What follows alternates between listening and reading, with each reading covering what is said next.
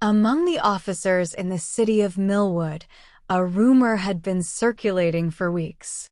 An anonymous tip claimed a large stash of illegal contraband was hidden in one of the upscale neighborhoods on Sycamore Street. That night, Officer Robert Morgan and his team received an urgent order to conduct a raid. They were ready to strike. The squad assembled in the dead of night, checking their equipment and huddling over the address.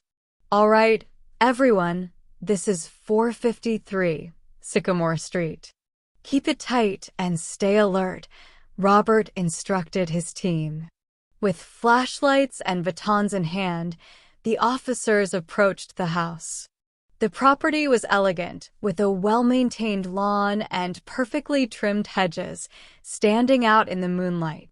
It didn't look like the usual setting for a high-stakes raid, but they couldn't let their guard down.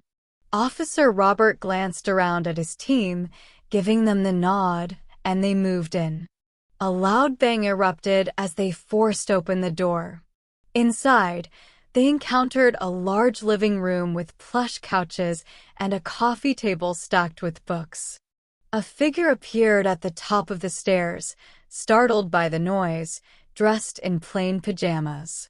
"What is this?" he exclaimed, holding up his hands as the officers swarmed the room. Robert shouted, "Get down. Hands where we can see them."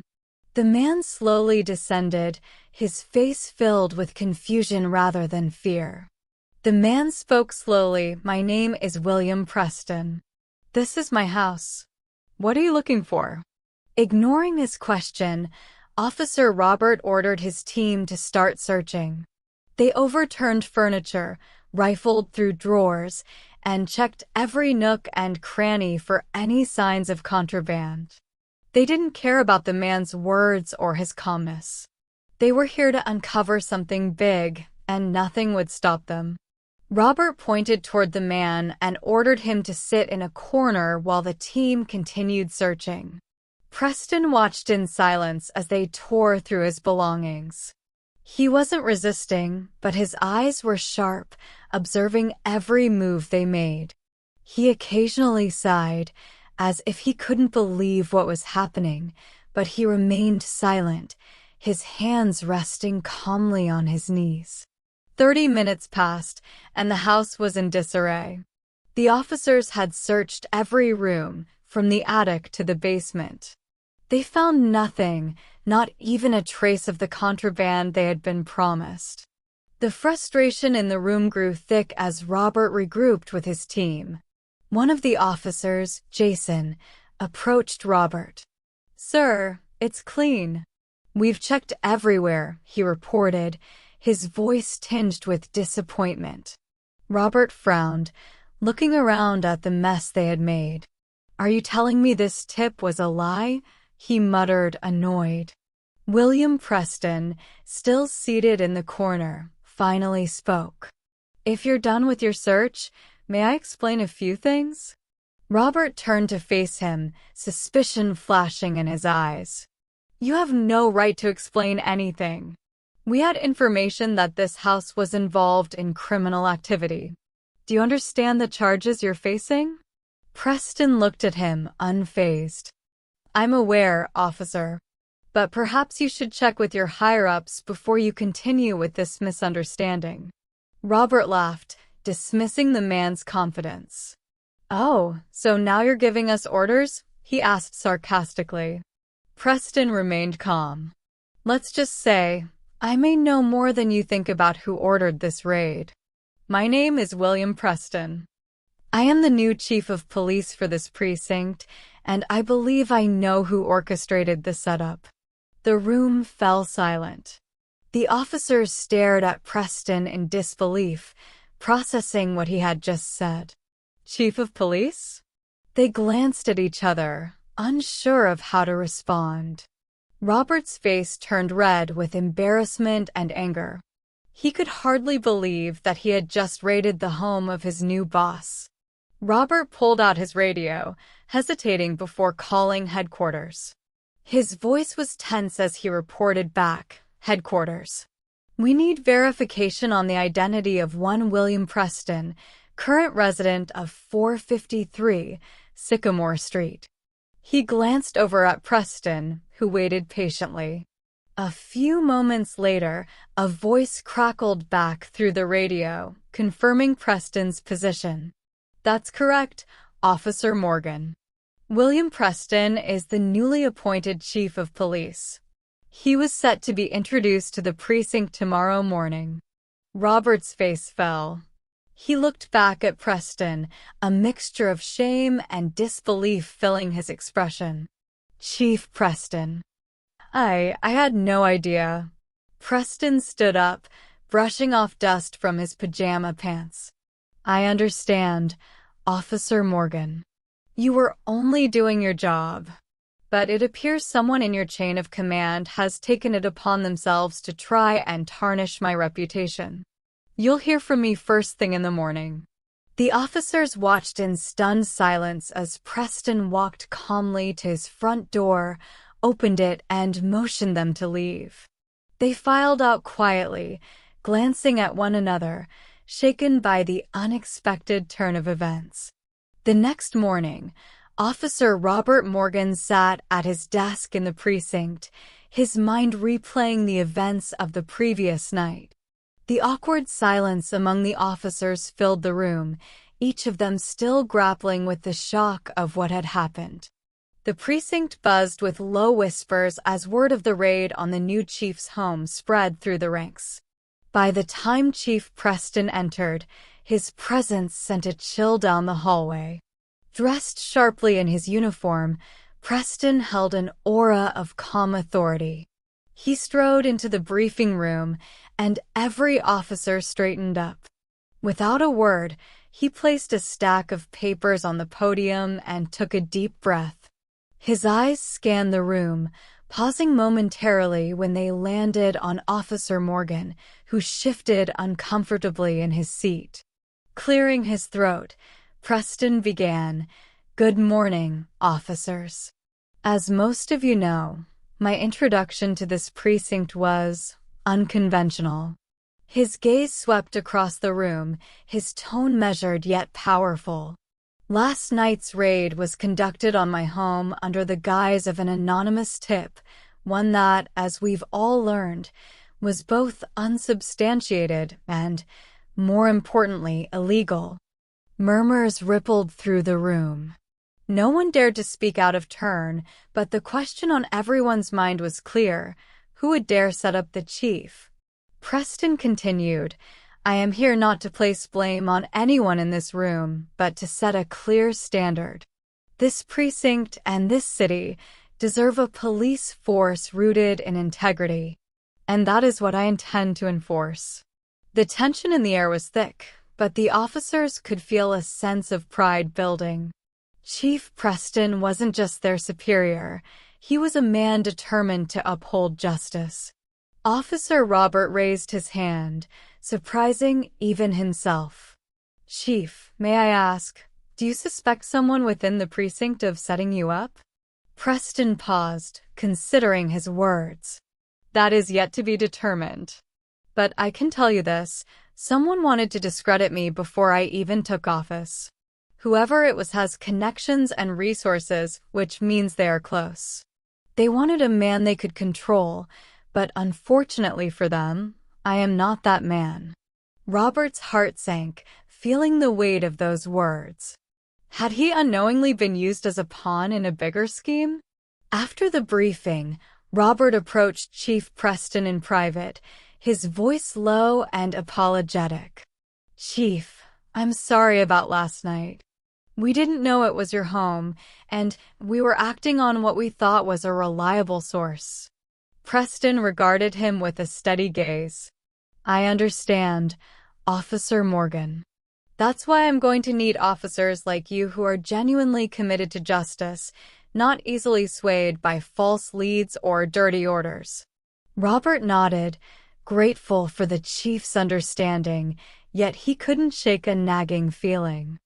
Who would benefit from discrediting the new chief? And why? Just then, another officer, Lucy Rivera, approached them, holding a document in her hand. She was known for her sharp instincts and investigative skills. "Chief, I've looked into the origin of the tip from last night," she said. "The call came from a burner phone, so we're unable to trace it back directly, but I did find something interesting. The signal pinged off a cell tower near Westwood Apartments." "Westwood Apartments," Preston echoed, his expression darkening. "That's right," Lucy confirmed.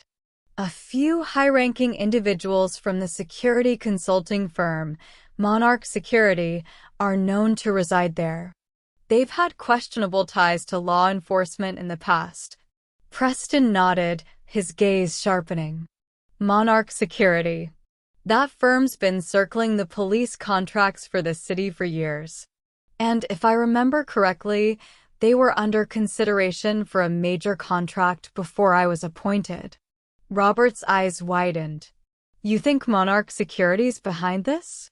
Preston didn't answer right away. Instead, he looked between Robert and Lucy, the wheels clearly turning in his mind.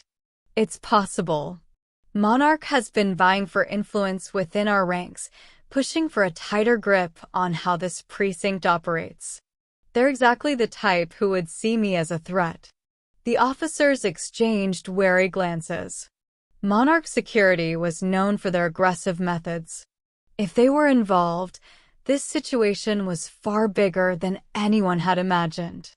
Preston looked at Robert and Lucy with a determined expression. "I need both of you to help me get to the bottom of this. But we have to be cautious.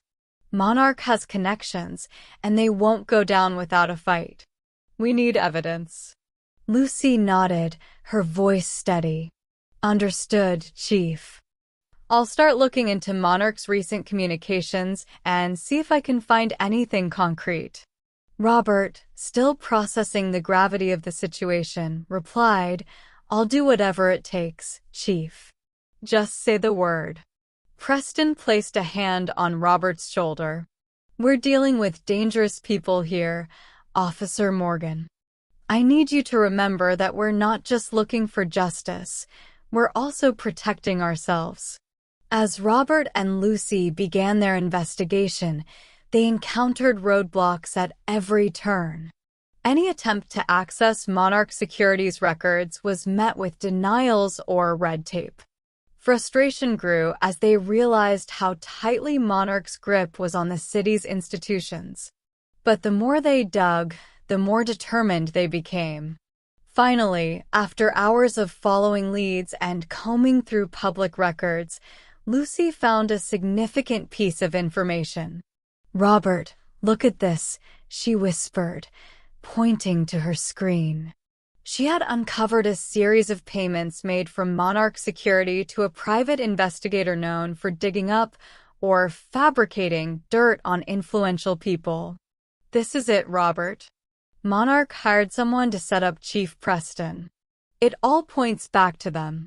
Robert's eyes narrowed, a surge of anger building within him. "We have to get this to the chief. This is the evidence we've been looking for."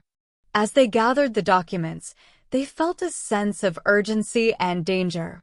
They were getting close, and they knew it wouldn't be long before Monarch Security caught wind of their investigation. The plan was set. Tomorrow, they would bring everything to Chief Preston and expose the truth. But little did they know, the real fight had only just begun. The next morning, Robert and Lucy arrived at the precinct with the evidence carefully tucked away in a folder. Every step they took toward Chief Preston's office felt heavy, as if they were crossing an invisible line they could never retreat from. This was it. The truth about Monarch Security was about to come out. They reached Preston's office, and he was waiting for them, his face serious but calm. "Do you have it?" he asked quietly, motioning them inside. Lucy nodded and handed over the documents. Preston studied them carefully, his eyes scanning every line and signature. A small, satisfied smile crossed his face. "This is exactly what we needed," he said, closing the folder. Monarch's influence in the city ends today. Preston wasted no time. Within hours, he organized a press conference, standing proudly on the steps of the precinct, flanked by Robert and Lucy. Reporters and photographers gathered in a frenzy, their cameras trained on the chief. He raised his hand, calling for silence, and began. Yesterday, a raid was conducted on my home, based on false information intended to discredit me before I even started this role. Today, I am here to expose the source of that information, Monarch Security, a private firm that has tried to exert control over our precinct to further their own agenda.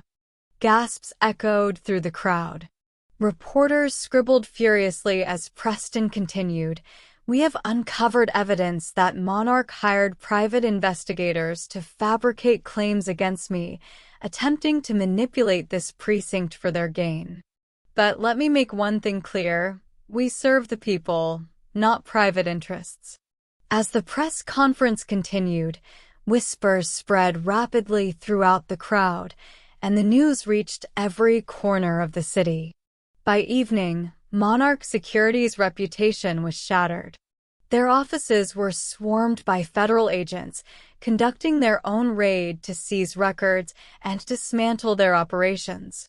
In the days that followed, Monarch's executives faced multiple charges, and several officers found to be under their influence were dismissed and charged. The precinct slowly but surely began to heal from the corruption that had plagued it. In the end, Chief Preston earned the unwavering loyalty of his team, including Robert and Lucy, who had put their careers and lives on the line to support him.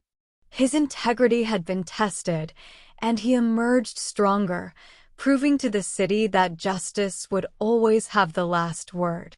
The precinct was finally in good hands. And this brings us to the end of this story. Thank you for watching till the end. I hope you enjoyed the story. If you did, don't hesitate to like the video and share it with your friends too. Subscribe to our channel and turn on the notification bell for more fascinating stories. Have a nice day.